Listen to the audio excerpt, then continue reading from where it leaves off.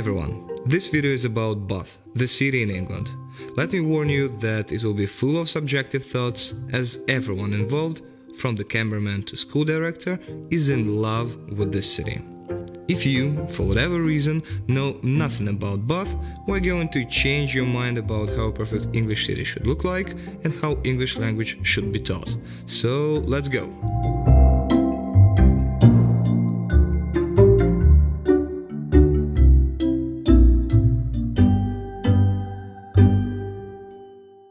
Bath is located at the southwest of England in just 2 hours from London.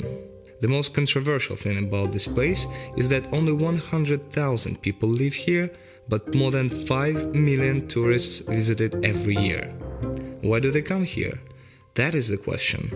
Well, first of all, the city is completely protected by UNESCO because of the great architecture. Secondly, there are several thermal springs, which made the city famous back in Roman times.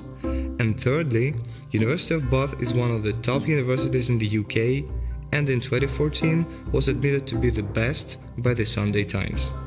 The city was a very small one before the 8th century, but later it became a place where all the noble people from London and the UK were going to. This is the time when all the beautiful streets and buildings were constructed and remain to the present day. We came to Bath by train from Paddington. A couple of interesting things about this train station. This is the place where shuttle trains from Heathrow Airport arrive, which means it perfectly connects Bath with Heathrow Airport. And another thing, this is the place where one of the most famous bears come from. I'm talking about Paddington Bear, of course. Another option to come to Bath could be a bus that leaves from Victoria Station and in 2.5 hours takes you to the city center of Bath. Make sure to add an extra hour to your travel time, as the traffic could be really tough in London.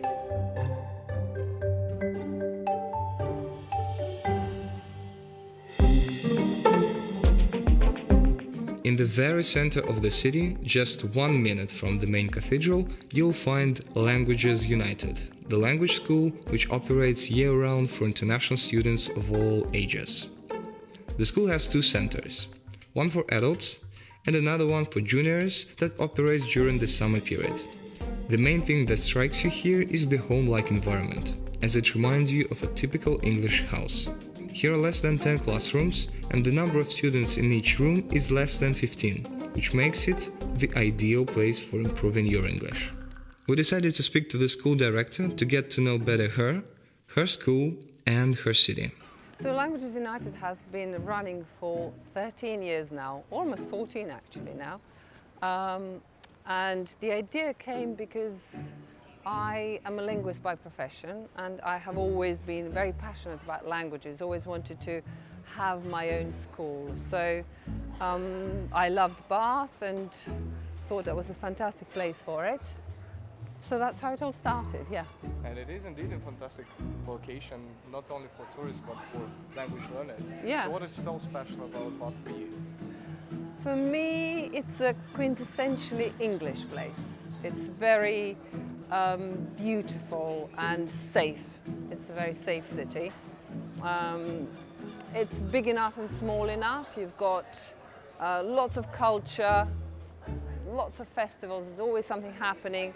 So it's a vibrant city, vibrant and culturally very beautiful as well. So how do you integrate the vibe of the city, the festivals and everything that happens in the city and everything that city has to offer into the learning process of the students, both juniors and adults? Yeah.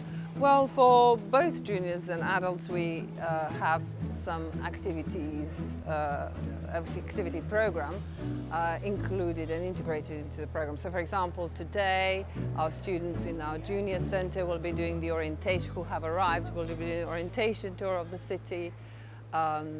Some will be doing a hike of the city. So, apart from that, they will be throughout the week. They'll be learning about various museums we have on offer, going to beautiful Roman baths, the Fashion Museum, which is the only one in the world of that kind. So lots of things are quite unique to the city. So yeah, we have it integrated in our lessons.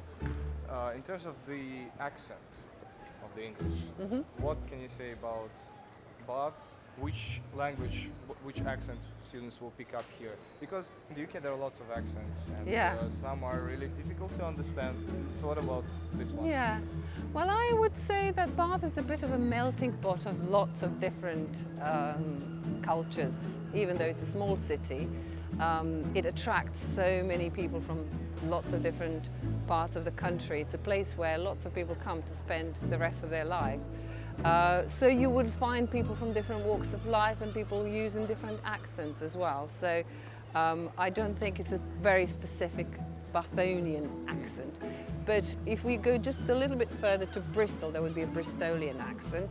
And I think it's quite Bath accent itself is quite you could call it southwestern, but on the other hand, as I'm saying, it is quite melting pot, therefore lots of different influences. It's quite a standard, received RP, received pronunciation, yes, so it's quite good.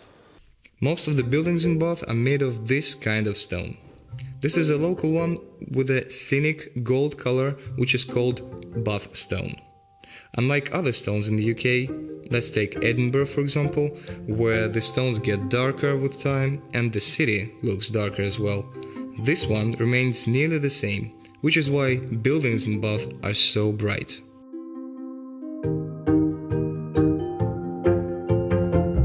One of the main sights in Bath is the Royal Crescent. This unusual and elegant building was constructed in 1774 and consists of basically 30 houses attached to each other that form a huge semicircle. Of course, we can find the elements of classic style in 114 columns. However, this is not the most interesting fact. The thing is that this is one of the most expensive properties in the UK. And starting from 18th century, many rich people lived here. They say that now one of these houses is owned by Johnny Depp. A typical example of Georgian style in architecture is this place called the Royal Circus. In fact, this is a roundabout formed by 3 streets and 3 buildings. This place was constructed like most of the city in the middle of 18th century. If you look at it from the above, you can see that this place is a part of a big key, which is a well-known symbol of Masons. And getting back to Earth, you'll find even more traces of them. Look at the facade of the buildings. These symbols are all different and you will not find 2 similar ones. So the place where we just came spontaneously Yes. is really kind of a landmark. Yes, Bath that's in it, general, because yeah. This is the sign Symbol of symbolizing, yes, that the city is UNESCO city. UNESCO Yeah. protected. So the Yeah. whole city is protected or just some parts of it? The whole city. Well, that's what's interesting about Bath, that it's one of the 2 only European cities where the entire cities are protected by UNESCO. So it's Bath and Venice. So the entire cities, that is to say. How happened that Bath is among that list? It's fantastic. I feel very privileged to be living and working and running a business in this city. It's a great place. Bath, the word bath is kind of the bath where people lie Have a and enjoy, bath, yeah. have a bath. So is it somehow logically connected with this term? Well, yes, it is, because these are the Roman baths. So in Roman times, they would come and bathe in the baths, and the whole culture of bathing was very much part of the fabric of this city, I mean, in the Roman times. But then that has kept and revived by the Victorians, and so yeah, it's very much part of the symbol of the city. Bathing is part of it. Now we have new baths, which are on top of that building there, where people go and bathe nowadays. So they don't use the old traditional ones, because obviously they're not ready for bathing. But they're fantastic. Have you been there? For these baths, yes. And For those, no. they're fantastic, yeah. So it's kind of a spa. it's a spa, and on top of the building, on the very top floor, you've got an open-air swimming pool with natural mineral water, and you have all the beautiful views of the city around you. So well worth a visit. Okay, then a couple of very short questions, short answers. So, top 3 places in Bath. Well, definitely one of them must be the Roman Baths, which is a fantastic place and so much history and culture in it. The second place, the spa would be for adult students because you have to be 16 and over to visit the bath, the spa. We have a fantastic fashion museum which has got examples of fashion through centuries, very unique pieces of clothing, and every year a fashion designer is selected and donates a fashion item to the museum. So it's quite a unique place. Did you say top 3? Top 3, yeah, already. And the third one, right, okay, what would be the third one? Well, I would go to some fantastic bookshops. We have really nice bookshops and they're quite different from the ones you would find in some other countries because they are very much a place where you experience the book. You can sit down, read the book, you can talk to people. Very often they have authors visiting, so it's quite an interesting place to visit as well. One of the most famous people who lived in Bath is Jane Austen, a famous English writer and author of Pride and Prejudice, Northanger Abbey, Sanditon and other novels. She spent several years here and wrote about the people and society she lived in, and their problems, of course. Today we can find her museum in the city, as well as numerous events related to her that happened through the year. That is why Bath is a must-visit place for the fans of English literature. So Jane Austen was born on the 16th of December 1775 in a town called Steventon, and she moved to Bath, and I believe it was 1806, I believe, if I recall correctly, and stayed here for about 6 years. And she lived with her sister Cassandra, who, she lived with her pretty much all her life actually, not just here, but also in Chawton and in Winchester, which is unfortunately where Jane passed away. She wrote 6 novels in about 4 years. Oh, that's productive. I know, she was very, very fast writer. She wrote with quill and ink as well, so it would have taken a very long time. But she was had a very good work ethic, clearly. So. Awesome. Of course, this video could not be complete without having a look at how local people and international students live here. So, let's visit one of the host families and ask them why do they welcome foreigners in their houses. We've been hosting for about 5 years. Oh, for 5 years? Yeah, we've lived in Bath just over 6 years. Before that we lived all around the world, like the Philippines and New York and Vienna. So we love having people from other countries stay with us. Do you choose students or students choose you, or it is the school that makes this match?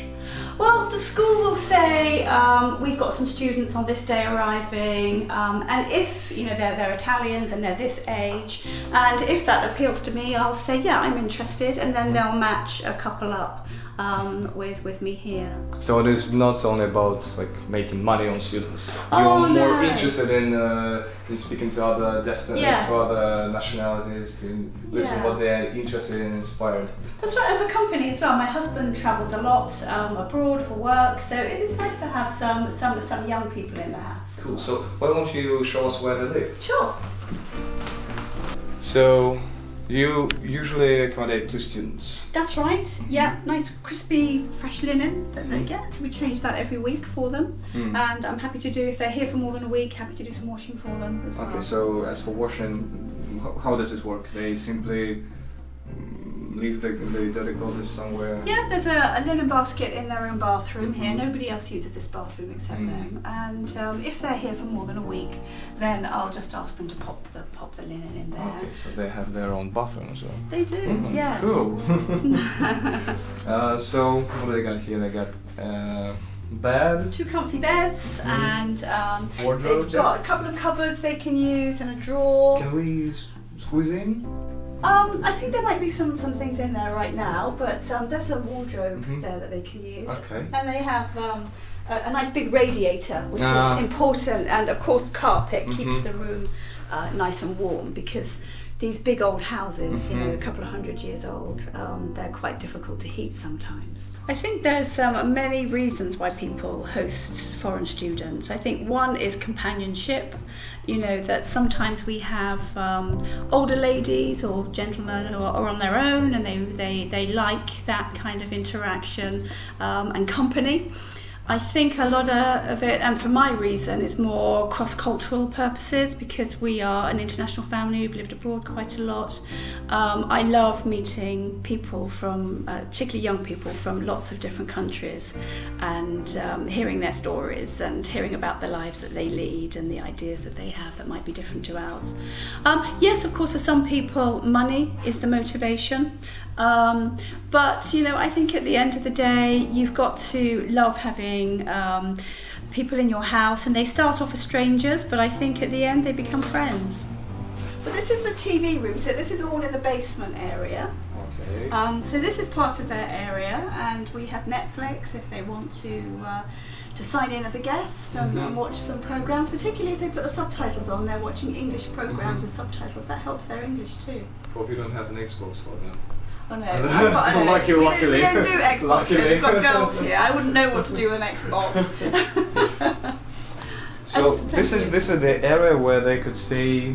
How long? They can just come and chill here. Sometimes we might Anytime. come down and watch TV, but you know, these days everybody just watches TV on their iPads, you know, so we don't come down here that often. Okay, so but they could stay here If they for wanted any to. hour, Yeah. if it is not the class hour in the language school only. That's right. They're generally quite busy, you know, they go to their lessons, they do activities, they come home, they have dinner, and they're usually very But tired. do they have some free time while they can sit here or go everywhere out by themselves? Yeah, I mean, if they're not doing activities after school, but to be honest, most of them like to hang out in the coffee shops in town or to go to Primark shopping, you know, they love to do that. So they generally don't come back until dinner time, but of course they're welcome to come back whenever they like, because generally one of us is here.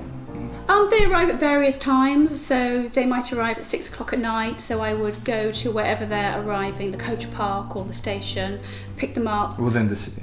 Yeah, within the city. It's just a few minutes away from us here. Bring them back here, give them some dinner, for example. If they were arriving tonight, for example, I'd pick them up from the coach park, give them some dinner, get to know them a bit, show them around the house so they feel familiar, and I would say, look, this is my room. If there's any problem, just come and knock on my door. You know, if you can't find me, because it's quite a big house, this is where I am.